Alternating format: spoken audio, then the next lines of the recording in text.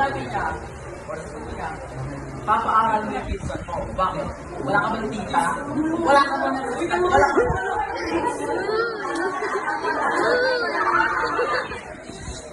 Kasi, may tita ka. Yun yung anak niya. Kaya dati dapat yung pinapaaral niya, hindi ikaw. Eh paano kung wala ka Pinsan nila. yung point ng friends eh.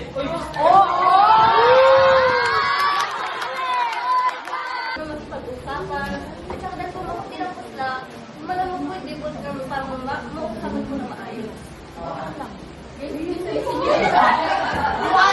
Paano yun? How yun muna?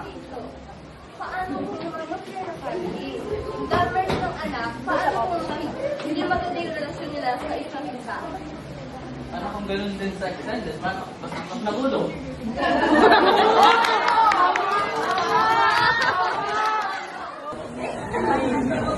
So, sinasabi mo,